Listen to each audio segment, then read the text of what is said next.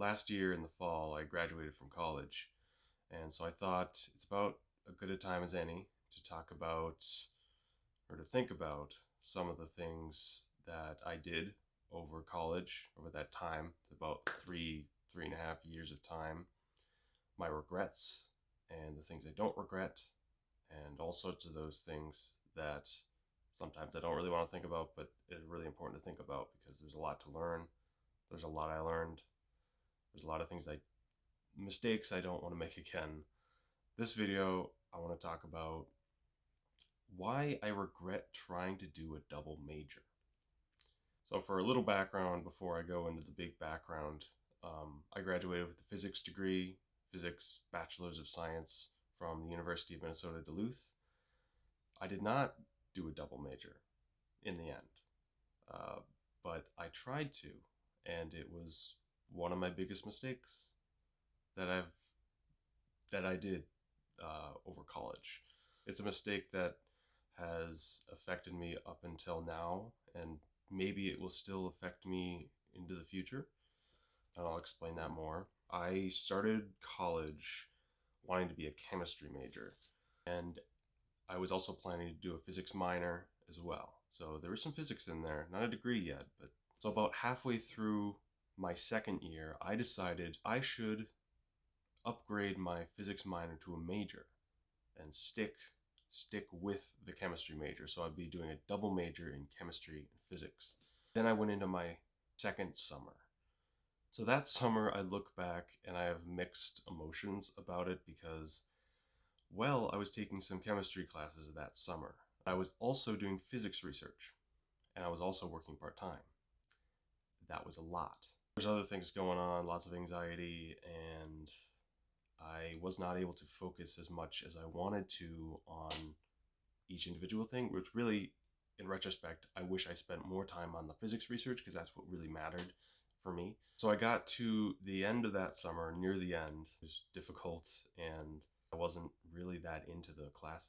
Stuff I didn't like in it, memorization and whatnot, that it took me out of it, and I was just like, the physics stuff that I was doing was so much more interesting than the chemistry stuff, and I didn't really realize that at the time, and that's kind of why my grades in those chem classes were slipping.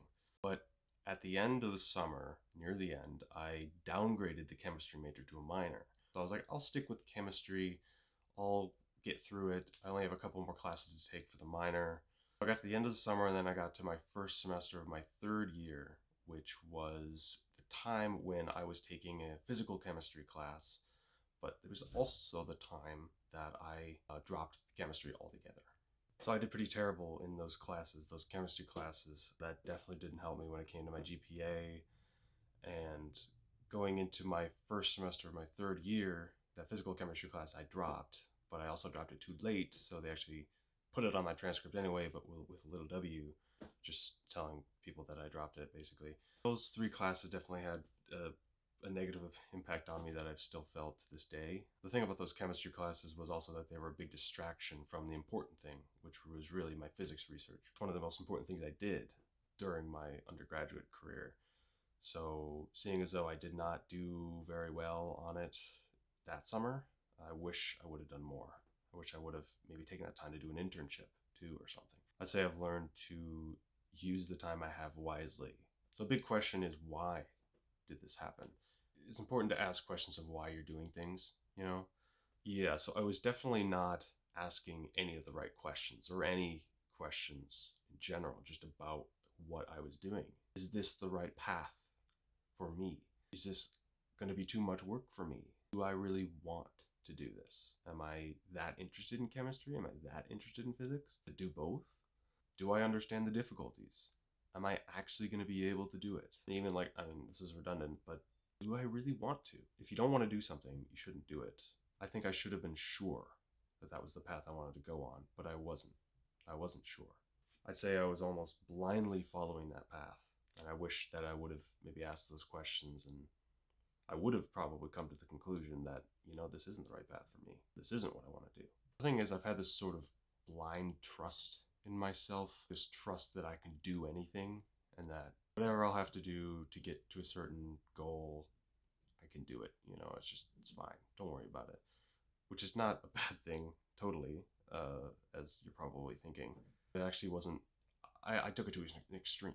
The thing is, I would get so confident that I wouldn't even look into the details of what I'd have to do in order to get to a goal. I would just be like, you know what, I got it. Don't worry about it. I won't look into these classes, how hard they'll be, and what will be in them. Like, don't worry about it. It's fine. I can do it. And again, it's not about if I can do it. It's also about, do I want to do this? And find out in a second that I didn't have a good reason for doing it. Overall, I think it's not a matter of if I could do it, because I think I could have done it if I really, really wanted to, but it really was a matter of, do I want to, and am I willing to expend the effort to do it in the first place? Doing a physics major was hard enough on its own, and doing all the things that went with that. So it turns out that all that work that I did going for chemistry really was so much work for something I wasn't even that passionate about, because it turned out that I liked chemistry as a topic, but I did not want to study it. I'd say I much rather prefer coding and coding things up and taking a problem and turning it into code or something, and also standing in front of a whiteboard or a blackboard and just working something out. Like, I love that. That's one of my favorite things. One of the reasons why I wanted to do the chemistry, even though I realized physics was really the thing I was going to focus on, was because I thought it would look good on a resume. I think that's a terrible reason to do something. You don't do something because it'll look good. You do it because you want to. But the big thing is that there are other things you can do that look good on resumes, like doing an internship, doing research, other things like that, that are a lot less work and get you a lot further. It actually turns out that it didn't actually matter so much. It was actually okay, because I got into grad school, and it's a grad school that I really like. It's a PhD program that's going to be really cool, I think. Colorado State University, which I may not have mentioned, but that's where I'm going, and it's really exciting. But I got in despite the lower GPA that those classes got me. I got in anyways, and that was mainly because of probably my research experience that I did. Eventually, I did focus on physics, and I did really well, especially my last semester, which helped my GPA quite a bit. But I did really well. I got lots of experience. A lot of the classes I took, I took more physics classes than I needed, and that provided me with a lot of experience and a lot of skills that I otherwise wouldn't have had. And if I wouldn't have focused on physics, I would not have gotten the skills probably that I did. My third summer I spent solely on my research, so that's what I did. That was basically my job. But that summer was really great. I made a lot of great progress with my research. One of the reasons why my research experience, I think, was a really good, important thing for getting me into grad school, is because I did a lot that summer.